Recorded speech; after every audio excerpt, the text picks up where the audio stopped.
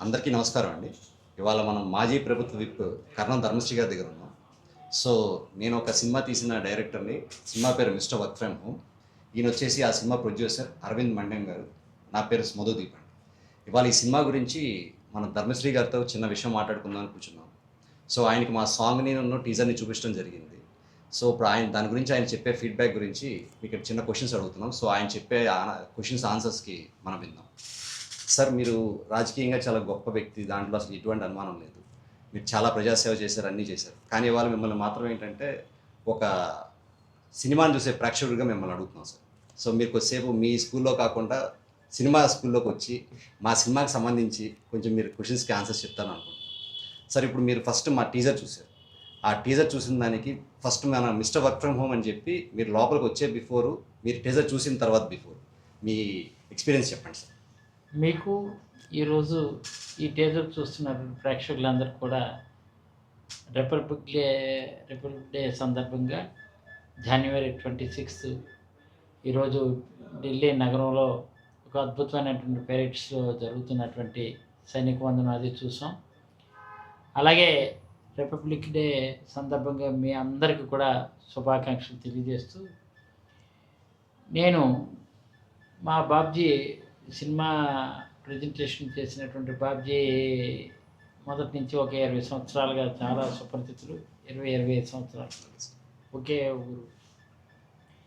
Mister work from home అనే title ముందు చాలా ఆకట్టుకుంది ఒక రకంగా. అందరూ మిస్టర్ వర్క్ ఫ్రమ్ హోమ్ అని అనగానే ఏదో ఇంట్లో ఉండి సాఫ్ట్వేరు లేదా సోషల్ మీడియా ఉపయోగించుకొని వర్క్ చేసుకుంటుంటారేమో, లేదా సాఫ్ట్వేర్ వర్క్ చేసుకున్నారేమో అని ఈ ప్రపంచం అలా పరిగెడుతున్నటువంటి తరుణంలో అన్నిటికీ మూలం, అన్నిటికీ బలం మనం హరిజన క్షేత్రస్థాయి నుంచి ఎక్కడి నుంచి వచ్చామంటే ఒక రైతు బిడ్డగానో, భూమిని నమ్ముకున్నటువంటి ఒక రైతు కుటుంబీకులుగానో అందరూ కూడా కింద స్థాయి నుంచి వచ్చినటువంటి నేపథ్యం. ఈరోజు నవప్రపంచం అవ్వచ్చు, లేదు పరిగెడుతున్నటువంటి డిజిటలైజేషన్ ప్రపంచం అవ్వచ్చు, అందరూ కూడా ఏంటంటే కంప్యూటర్ మీద ఆధారపడి పరిస్థితి ఉంది. ఏదో రోజుని ఏదో ఒక ఇప్పుడు ఏఐ వచ్చింది. ఈరోజు ఏఐ వచ్చిన తర్వాత మనిషి లేకుండానే మనిషి ఉన్నట్టు క్రియేట్ చేస్తున్నారు. అలాగే ఆ మనిషితో ఇంకొక మనిషి మాట్లాడకపోయినా మేము మాట్లాడుకున్నట్టు ఫేసులు పేస్ట్ చేసి మార్చే కార్యక్రమం చేస్తున్నాడు. ముసలివాడిని యంగ చేస్తున్నారు, యంగవాడిని ఏమో ముసలివాడిని. అది కేవలం అవి ఎంతవరకు అంటే ఓన్లీ ఆ పిక్చర్ వరకే పరిమితం అవుతుంది తప్ప నేచర్కి పరిమితం కాదు. నేచర్ వేరు, పిక్చర్ వేరు. ఈరోజు నేచర్ని ఆధారపడి అంటే ప్రకృతిలో సహజసిద్ధంగా ఉన్నటువంటి వ్యవసాయాన్ని కానీ, లేదంటే ప్రకృతి ప్రసాదించినటువంటి పంచభూతాలు ఏవైతే ఉన్నాయో అవనే, అంటే భూమి కానీ, లేదు అంబరం అంటే సముద్రం, ఆకాశం కానీ, లేదు గాలి కానీ, ఇవన్నీ కూడా ఏఐ క్రియేట్ చేయలేదు.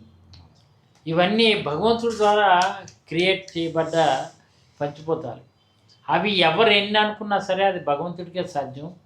భగవంతుడు సృష్టించినటువంటి మానవ వనరులు మనం ఏదైతే ఉన్నామో అవి భూమి మీద నుంచి మనం భూమిని నమ్ముకొని పైకి వచ్చినటువంటి వాళ్ళం. కాబట్టి ఈ మిస్టర్ వర్క్ ఫ్రమ్ హోమ్ అనేది ఏంటంటే భూమి తాలూకు విలువ, ల్యాండ్ తాలూకా విలువ, లేదంటే అవన్నీ నమ్ముకుంటే వాళ్ళ బ్రతుకులు ఎలా ఉంటాయనేది ఈ పిక్చర్లో క్లియర్గా ఆ సాంగ్లో కుట్టొచ్చినట్టు కనిపించింది. ట్రెడిషనాలిటీ, మన సాంప్రదాయం, మన సహజత్వం, ఇవన్నీ కూడా మండువాలోగిలే. ఇప్పుడెప్పుడు అవి ఎక్కడ కనిపించట్లేనటువంటి పరిస్థితి. అవి కానీ పంటలపై ఆధారపడినటువంటిది కానీ. ఈరోజు మనం కొంచెం వెనక్కి వెళ్తే ఇప్పుడు బాగా క్లాసిక్ ఫుడ్ ఏది అంటే మిల్లెట్స్ తీసుకోండి, లేదంటే మిల్లెట్స్, లేదంటే అప్పుడు ఉన్నటువంటి రాగి జావ ఏదైతే అంబల అంటామో, మా సైడ్ ఉన్నటువంటి ఉత్తరాంధ్ర స్లాంగ్ భాషలో అంబల అంటాం. అంబలు కానీ అంటే రాగులతో చేసినటువంటిది. ఈ చోళ్ళు అంటారు మా వైపు, చోళ్ళు కానీ, లేదు అంటే మా పాలిష్ లేనటువంటి నవధాన్యాలు ఏవైతే ఉన్నాయో అవన్నీ కూడా దంపుడు బియ్యం కానీ, వడ్లు అలాగే గంట్లు కానీ, ఇవన్నీ కూడా ఈ సినిమా నేపథ్యం ద్వారా ఈరోజు మిస్టర్ వర్క్ ఫ్రమ్ హోమ్ అనే పిక్చర్ ద్వారా అవన్నీ కొట్టుతున్నట్టు కనిపించాయి. చాలా ఆనందం అనిపించింది. మళ్ళీ ఈ తరం కానీ, రేపు భావితరం కానీ, మళ్ళీ గత తరం ఏ విధంగా అయితే మనకి భూతకాలంలో జరిగిపోయిందో, భూతకాలంలో జరిగినటువంటి దాని మీద ఆధారమే తప్ప ఇంకోటి లేదు అనేది ఈ పిక్చర్ రుజువు చేస్తుంది. ఇది డెఫినెట్‌గా ఆ దిశలో మళ్ళీ అందరి ఆలోచనలు మారుతాయి. మళ్ళీ అదేంటంటే అందుకే ఏఐ అనేది అనగా ఏ అంటే అవని అని, మళ్ళీ ఐ అంటే ఆ ఇంటెలిజెన్సీ పాతది. మన పూర్వీకులు మన సనాతనంలో మన వాళ్ళు ఏ విధంగా అయితే దాని మీద ఆధారపడి అవన్నీ మనకి నేర్పారో, మళ్ళీ ఆ విద్యకే మళ్ళీ అందరూ ఏదో రోజున మనలకి తప్పదు. మళ్ళీ వాళ్ళ తాలూకా తత్వం, వాళ్ళ మనస్తత్వం, వాళ్ళ అలవాట్లు, వాళ్ళ ఆచారాలు అవన్నీ కూడా అటువైపే పయనించక తప్పదు అనేది మాత్రం నాకు అర్థమైంది. బట్ ఆ పిక్చర్ చూసాక మాత్రం ఆ సాంగ్ పాట లేదు మీరు తీసినటువంటి అక్కడ ఉన్నటువంటి ఆ ఎన్విరాన్మెంటు ఇవన్నీ కూడా చాలా ప్రజలకి, ముఖ్యంగా ప్రేక్షకులకి చాలా ఉపయోగపడతాయి అనడంలో ఎటువంటి సందేహం లేదు. సార్ ఇక్కడ ఒక చిన్న విషయం సార్, అంటే మీరు దీన్ని కాంట్రవర్సీ అనుకోవద్దు దయచేసి. అంటే మీరు చాలా పెద్ద పెద్ద ప్రభుత్వాలు తరాలు మీరు చూసి వచ్చిన వారు సార్. సో ఇంత మీరు గవర్నమెంట్స్ ఇన్ని చూశారు, అన్ని చూశారు. సో మాలాంటి ఇప్పుడు మేము వచ్చే ప్రాసెస్లో మీలాంటి వ్యక్తుల దగ్గర నుంచి చాలా నేర్చుకునే ఆ తత్వంతో ఉంటాం. సో మాకు అర్థం కాని విషయం ఏంటంటే సార్, మీరు ఇన్ని గవర్నమెంట్స్ ఇన్ని పనిచేశారు కదా, ఇవాళ మేము స్టడీ చేస్తే ఒక రైతు యొక్క యావరేజ్ ఏజ్ మన దేశంలో 56కి వచ్చేసిందండి సార్. అంటే 56 ఏళ్ళు యావరేజ్ ఏజ్ అయితే అది రేపొద్దున 60కి వెళ్ళినా, 70కి వెళ్ళినా, 80కి వెళ్ళినా అసలు ఇలాగ కనుక పండించేవాడి వయసు అలా పెరుగుతూ పోతే కనుక రేపు పండించేవాడు ఎవడు ఉంటాడు, మనం తినడానికి ఏముంటుంది అనేది ఒక సమస్య ఉంది సార్. అసలు ఇది ఎక్కడ మూలం ఏంటి సార్ దీనికి? అంటే దీన్ని నిజంగా నిజాయితీగా సరే సినిమా అనేది ఎప్పుడు ఎంటర్టైన్మెంట్ ఈ కోవలో ఎప్పుడు వెళ్ళలేదు. కానీ నిజాయితీగా మనం ప్రశ్నించుకుంటే, ఇప్పుడు నాకు నేను ప్రశ్నించుకుంటే మా కుటుంబం ఏదైతే నేపథ్యం ఉందో మాది ఒక రైతు కుటుంబం సార్. మా తరతరాల నుంచి మా నాన్నమ్మ గారి దగ్గర నుంచి ఉన్న మన ఎకరాలు కానీ, వందల ఎకరాలు కానీ ఇవన్నీ తరుగుకుంటూ పోయి ఇవాళ సింగిల్ డిజిట్ 2 డిజిట్స్కి వచ్చేసాయి. సో అలా ప్రతి తరం కూడా ఏంటంటే అలా తగ్గించుకుంటూ పోతున్నారు. అసలు దీనికి మూలం ఏంటని మీ ఉద్దేశంలో చెప్తారు సార్? అంటే రియల్గా చెప్పాలంటే రాజకీయ పరంగా మాట్లాడాలంటే రైతుకి ఇచ్చే ప్రోత్సాహాలు పరిమితం అండి. Okay sir. ఎంత ఇచ్చినా సరిపోదు. ఈరోజు దేశ జనాభాలో ఆల్మోస్ట్ 50% వ్యవసాయ రంగం మీద ఆధారపడితే, వ్యవసాయం మరొక 25% వ్యవసాయ రంగ అనుబంధ పరిశ్రమల మీద ఆధారపడినవి. అంటే వ్యవసాయం మీద వచ్చినటువంటి ప్రొడక్ట్తో మిగిలిన పరిశ్రమలు వెళ్తుంటాయి. అదంటూ వ్యవసాయం అంటూ కుంటుపడితే అవి కుంటుపడిపోతాయి. సో 75% జనాభా వేరే సోర్స్ లేదు. మిగిలిన 25% ఈ పబ్లిక్ సెక్టార్లో పనిచేస్తున్నటువంటి వాళ్ళు కానీ, లేదా మీలాగా సినిమా రంగంలో పనిచేస్తున్నటువంటి వాళ్ళు కానీ, లేదు అంటే కొంతమంది సాఫ్ట్వేర్ కంపెనీలలో పనిచేస్తున్నటువంటి వాళ్ళు కానీ మరి ప్రోత్సాహాలు ప్రభుత్వం ద్వారా కల్పించాలని అనుకుంటే, ఇప్పుడు ప్రభుత్వాలు మనుగడ కోసం వాళ్ళు సబ్సిడీలు ఇచ్చే కార్యక్రమం చేస్తూ చాలా వరకు వాళ్ళకి ఇప్పుడు ఏ మనిషికైనా ఏదైనా ప్రోడక్ట్ పెరగాలన్నా ట్రాన్స్పోర్టేషన్ బాగుండాలండి. ట్రాన్స్పోర్టేషన్ బాగోకపోతే గిట్టుబాటు రాదు. ఆ ట్రాన్స్పోర్టేషన్ మీద కాన్సన్ట్రేషన్ ప్రభుత్వాలు తగ్గించాయి. ఏదో పట్టణాలకు పరిమితం అయ్యే తప్ప పల్లి ప్రాంతంలో ఉన్న ట్రాన్స్పోర్టేషన్ బాగా పెంచాలి. మా దగ్గర ఉన్నటువంటి అక్కడ పాడేరు, అరకు నియోజకవర్గాలు ఉన్నాయి. ఇప్పటికీ ట్రాన్స్పోర్టేషను ఏదో ఒక మెయిన్ రోడ్లు ఉంటే సరిపోదన్నమాట. తండాలు ఉంటాయి. ఇక్కడ తెలంగాణ భాషలో ఉన్నట్టు తండాలలో అక్కడ ఉన్నటువంటి చిన్న చిన్న కుగ్రామాలు ఉంటాయి. వాటికి ట్రాన్స్పోర్టేషన్ లేదు. వాళ్ళు భూమి మీద ఆధారపడి ఉంటారు. అక్కడ పండించిన పంట ఎంత గిట్టుబాటు వస్తే అంత ఇచ్చేస్తున్నారు. వాళ్ళ పరిస్థితులు ఎలాగొచ్చాయంటే వాళ్ళకి తగిన ప్రోత్సాహాలు, ప్రభుత్వం ఇస్తున్నటువంటి ప్రోత్సాహాలు అరకొర మాత్రం అది చాలవు.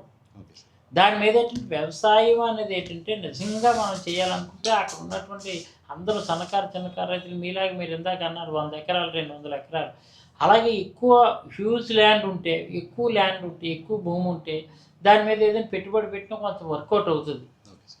ఇప్పుడు ఆ వర్కౌట్ అవ్వలేదు అని చేత దానికి ప్రభుత్వాలు ముందుకొచ్చి పనిచేస్తేనే కానీ, ప్రభుత్వం తగిన ప్రోత్సాహాలు ఇస్తేనే కానీ ఇవ్వడం తగ్గ అక్కడ మౌలిక సదుపాయాలు పర్టికులర్గా అక్కడ మౌలిక సదుపాయాలు ఇవన్నీ కల్పిస్తే కానీ, ఇప్పుడు రాజశేఖర రెడ్డి ఉన్నారు, అప్పుడు ఫ్రీ కరెంట్ ఇచ్చారు. అది ఇప్పటికి కూడా మర్చిపోలేరు, అది ఎవరు తీయలేరు. ఒక ఫ్రీ కరెంటే కాదు, ఎరువులు, నాణ్యమైన విత్తనాలు ఇవన్నీ కూడా ఫ్రీగా కొంచెం సప్లై చేయడం కానీ, లేదు 20% మా రైతు బేర్ చేసుకుని 80% ప్రభుత్వాలు ఇచ్చి కొన్నాళ్ళు నడిపిస్తే వ్యవసాయం నుంచి వర్కౌట్ అవుతుంది, అదర్వైజ్ వర్కౌట్ అవ్వదు. పంటకి గిట్టుబాటు ధరే సరిపోలేదు. మా దగ్గర చెరుకు విపరీతంగా పండించేవారు, ఇప్పుడు చెరుకు లేదు. ఓకే. చెరుకు పండించే పరిస్థితి లేదు, బెల్లం ఆడేవాళ్ళు తక్కువైపోయారు.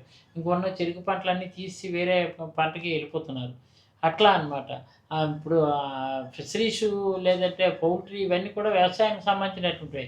తగిన ప్రోత్సాహాలు ఇస్తే వేరే పంట మార్పిడి జరిగితే వాళ్ళకి వర్కౌట్ అవుతుంది, లేకపోతే వర్కౌట్ అవుతుంది. అలాగా రైతు సన్నగిలిపోతున్నాడు. అందువల్ల సార్ మీలాంటి పెద్దవాళ్ళు కూడా సార్ మీరు చాలా చూశారు కాబట్టి రైతుకి ఒక ఎడ్యుకేషన్ పరంగా వ్యవసాయం చేసే విధానం గురించి కానీ అతను ఎలాంటి టైంలో ఏం చేయాలని చెప్పే ప్రాసెస్ ఏమన్నా మన గ్రౌండ్లో ఉన్నదండి. దానికి ప్రభుత్వాలు చేస్తున్న హార్టికల్చర్ ద్వారా కానీ వ్యవసాయ క్షేత్రాల ద్వారా కానీ ట్రైనప్ ఇస్తున్నారు.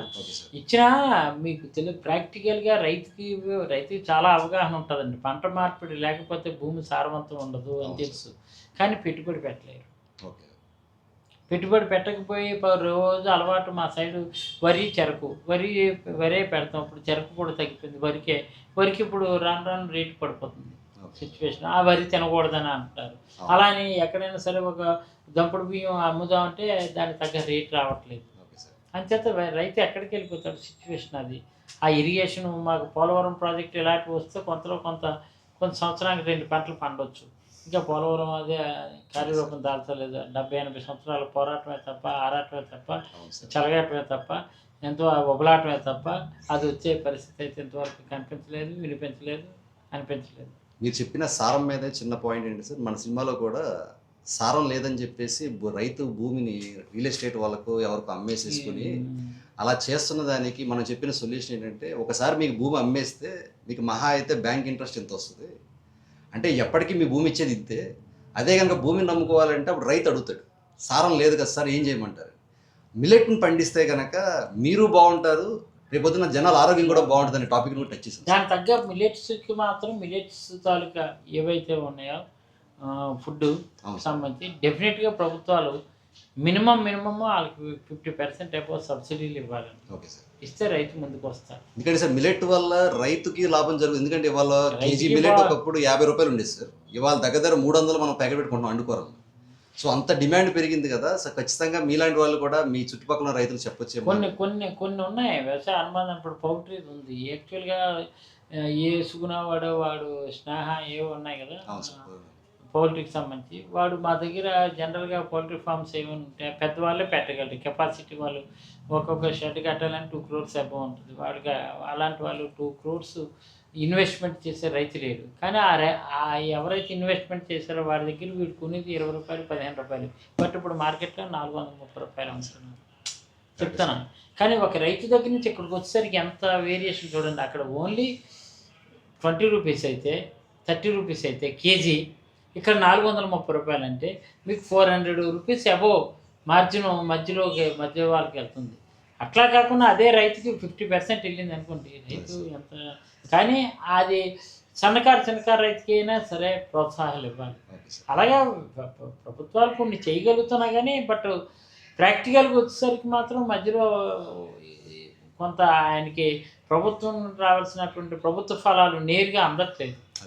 దానికోసం జగన్మోహన్ రెడ్డి గారు ఆర్బీకే రైతు భరోసా కేంద్రాలు పెట్టారు, ఇవన్నీ చేశారు. బట్ ప్రభుత్వాలు మాత్రం ఒక్కొక్క ప్రభుత్వంతో ఒక్కొక్క విధానం, ఆ విధానాలు మళ్ళీ అవి పర్టికులర్ ఆ డిపార్ట్మెంట్స్ అన్నగిలిపోయింది. మీకు చెప్పినట్టే ఇలా కథ మొదలవుతున్నప్పుడు మేము ఈయనతో మాట్లాడుతున్నప్పుడు మా ప్రొడ్యూసర్తో సో ఈ డిస్కషన్ జరుగుతున్నప్పుడు ఇద్దరి మధ్య వచ్చిన ఆలోచన ఏంటంటే మనకు బాధ ఒకటే ఉంటే సరిపోదు, బాధ్యత కూడా ఉండాలని ఒక డిస్కషన్ జరిగింది. ఆ బాధకి బాధ్యతకి మధ్య వచ్చిన గొప్ప సొల్యూషన్ ఈ కథలో ఏంటంటే వ్యవసాయానికి టెక్నాలజీ కలపాల్సి. అంటే ప్రతి ఇండస్ట్రీ ఇవాల్వ్ అవుతుంది కానీ వ్యవసాయం అనేది ఇవాల్వ్ అవ్వట్లేదు. సో ఈ ఇవాల్వ్ అయ్యే ప్రాసెస్ అంతా మన సినిమాలో గొప్పగా చూపించాం సార్, మీరు కూడా చూసిన విధానం.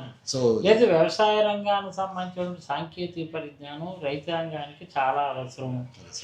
అది చిన్న కమ్మతాలు అంటే చిన్న కమ్మతాలు ఉంటాయి కొన్ని. ఒక్కో మనిషికి 1/2 ఎకరా ఉంటుంది, 2 ఎకరాలు ఉంటుంది. దాని తగ్గ పంటలు వేసి వాడిని ఇన్కమ్ జనరేట్ చేసే ఎడ్యుకేట్ చేయాలి. అది చేస్తే డెఫినెట్గా ఎంతో కొంత మంత్లీ ఒక 20-25 వేలు వరకు ఒక రైతుకి ఒక 5 ఎకరాలు ఉంటే మంత్లో ఒక 20-25 వేలు వరకు సంపాదించుకోవడానికి అవకాశాలు ఉంటుంది. బట్ ఆ సాంకేతిక పరిజ్ఞానం లేకే సంవత్సరానికి ఎకరాకి 10,000 కూడా రాలేని పరిస్థితి ఉంది.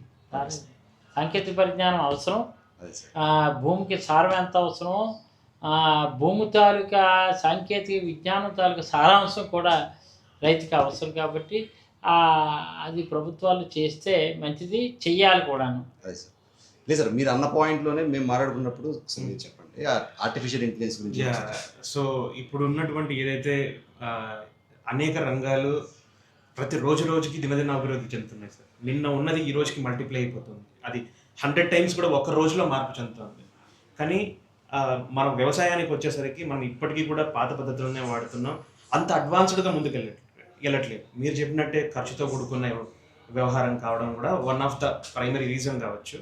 కానీ ఆ టెక్నాలజీస్ని మనం ప్రతి ఒక్క చిన్నకారు రైతు కూడా దాన్ని వాడుకునే విధంగా తీసుకోరాగలిగితే ఖచ్చితంగా ఫ్యూచర్ మీకు నేను చెప్పినట్టు ఇప్పుడు మిస్టర్ వర్క్ ఫ్రమ్ హోమ్ అనేది పిక్చర్లో తీశారు. కొంత ఇలాంటివి కొంత కాన్సెప్ట్తో కూడుకున్నటువంటి పిక్చర్స్ తీస్తే డెఫినెట్గా ప్రజల్లో మార్పు వస్తుంది. ఎందుకు శ్రీమంతుడు ఉంది మహేష్ బాబుది అనుకుందాం, తన ఊరిని దాన్ని బాగు చేసుకోవడం ఒక మంచి మెసేజ్ పంపించాడు. చెప్తున్నాను ఇలాంటివి డెఫినెట్గా నాకైతే మిస్టర్ వర్క్ ఫ్రమ్ హోమ్ అనేది పిక్చర్లలో కూడా దీనివల్ల కొంత రైతుకు అవగాహన వస్తుంది. ఈ థీము, ఈ డ్రీము, ఈ ఏము, ఈ 3 కలగలిపి మళ్ళీ మీరు మరో పిక్చర్ కూడా ఎలాంటివి ఏదో ఒక దగ్గర చిన్నదే, మొత్తం పిక్చర్ అంతా కాదు, దీనిని ఆ దిశలో కానీ ఆలోచన చేసి వెళ్తే డెఫినెట్గా ఈరోజు ప్రజల్లో మార్పు రావాలి, ప్రజల్లో చైతన్యం రావాలంటే సినిమా రంగం చాలా చాలా ఉపయోగపడుతుంది. చాలా ఉపయోగపడుతుంది. ఇప్పుడు అందరూ కూడా సోషల్ మీడియా ద్వారా సెల్లో కూడా సినిమాలు చూసే కార్యక్రమం వచ్చింది కాబట్టి ప్రతి ఒక్కరి దగ్గర స్మార్ట్ ఫోన్లు ఉన్నాయి కాబట్టి డెఫినెట్గా వాళ్ళు ఎడ్యుకేట్ అవుతారు. అది ఆ దిశగా ఆలోచన చేస్తే మంచిది. తప్పకుండా సార్. అందుకే మన సినిమాలో కూడా ఇది మేము పల్స్ను మాత్రమే పరిచయం చేసాం సార్. మన పల్స్ ఎవరిదైనా ఇలాగనే ఉంటుంది కాబట్టి మన సినిమాలో కూడా పల్స్ ఇది.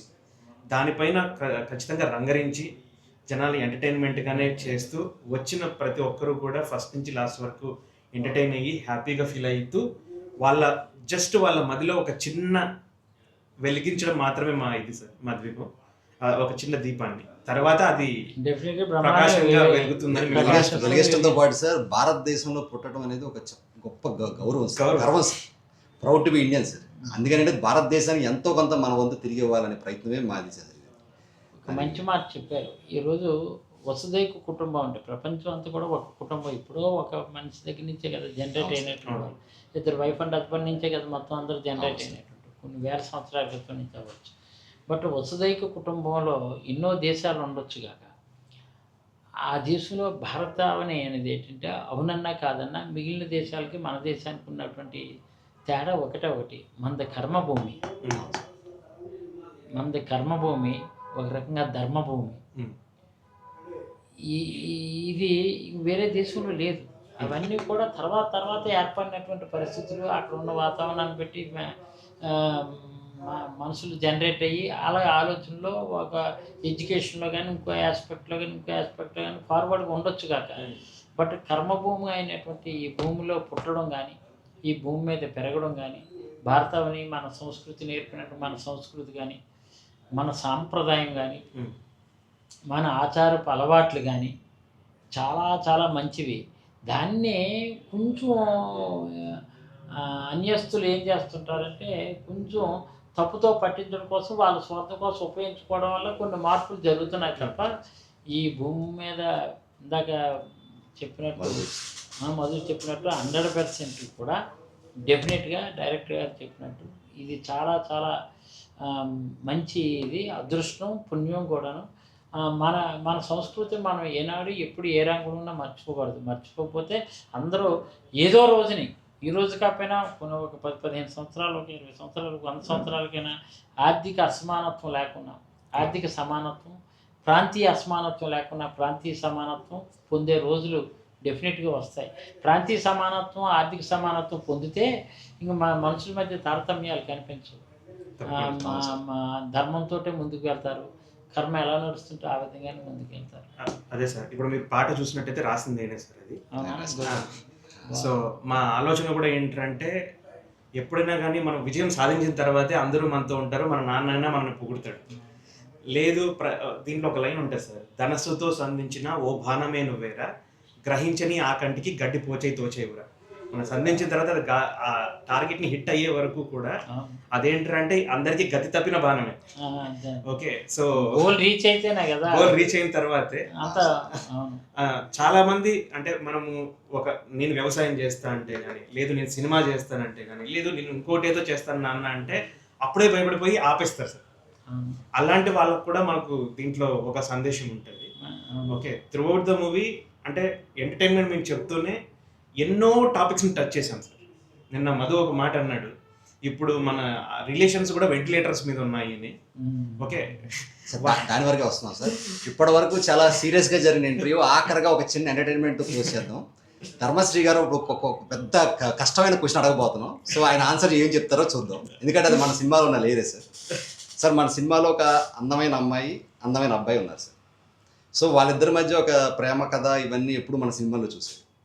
అయితే అబ్బాయి ఏమనుకుంటాడంటే, ఒక అమ్మాయి నన్ను ఇష్టపడాలంటే నన్ను చూసి కాదు, సారీ నా వెనకాల ఉన్న డబ్బుని నా ఉద్యోగాన్ని చూసి కాదు, నన్ను చూసి ఇష్టపడాలని చెప్పేసి అబ్బాయి అనుకుంటాడు.